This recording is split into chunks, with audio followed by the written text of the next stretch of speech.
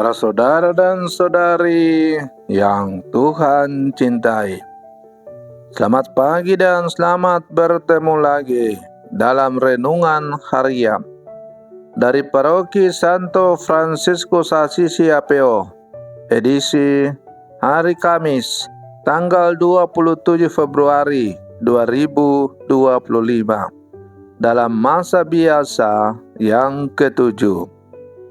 Mengawali hari yang baru ini, kita hendak mendengar dan merenungkan sabda Tuhan.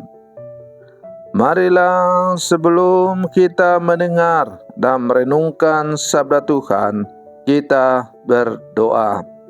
Dalam nama Bapa dan Putra dan Roh Kudus. Amin. Allah Bapa yang Maha Rahim, Engkau senantiasa memanggil kami untuk kembali. Berilah kami keberanian untuk bertobat setiap kali kami mulai menjauhkan diri dari-Mu. Bersabdalah ya Tuhan, kami siap mendengarkan. Terpujilah Engkau Bapa, Putra dan Roh Kudus, kini dan sepanjang segala masa. Amin. Para saudara dan saudari yang Tuhan cintai, sabda Tuhan yang hendak kita dengar dan kita renungkan untuk mengawali hari yang baru ini diambil dari Injil Markus pasal 9 ayat 41 sampai 50. Tuhan bersamamu. Inilah Injil suci menurut Markus. Pada suatu hari, berkatalah Yesus kepada murid-muridnya, "Barang siapa memberi kalian minum secangkir, oleh karena kalian adalah pengikut Kristus, ia tak akan kehilangan ganjarannya. Barang siapa menyesatkan salah seorang dari anak-anak kecil yang percaya ini, lebih baik baginya jika sebuah batu kilangan diikatkan pada lehernya, lalu ia dibuang ke dalam laut.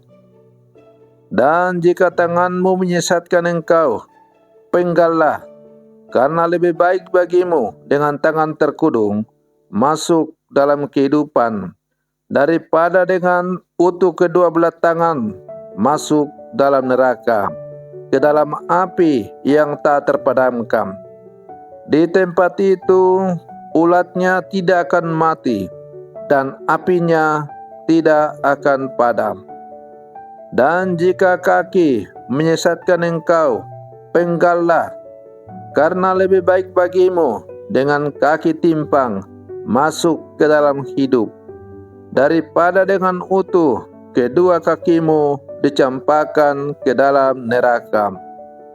Di tempat itu ulatnya tidak akan mati dan apinya tidak akan padam.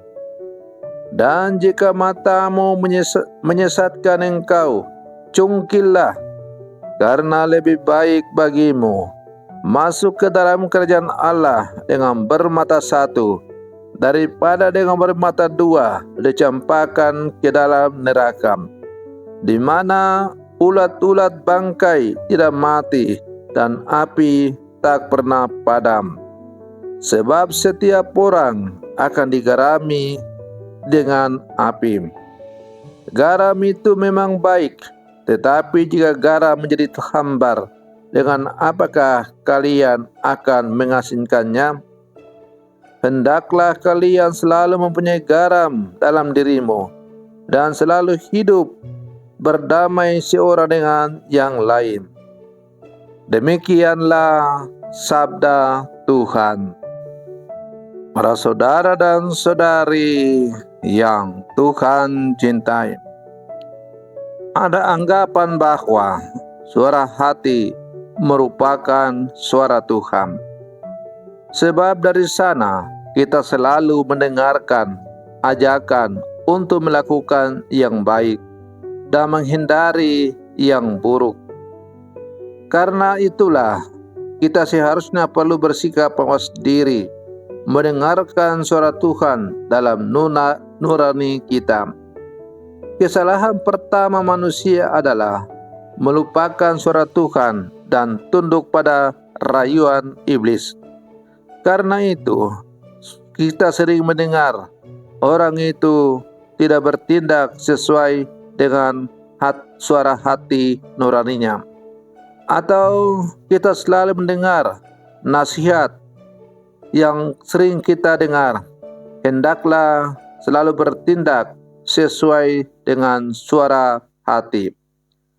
Para saudara dan saudari yang Tuhan cintai, suara hati manusia tak pernah memaksa. Kebebasan manusialah yang menentukan. Sayangnya, manusia kerap salah dalam menggunakan kebebasannya.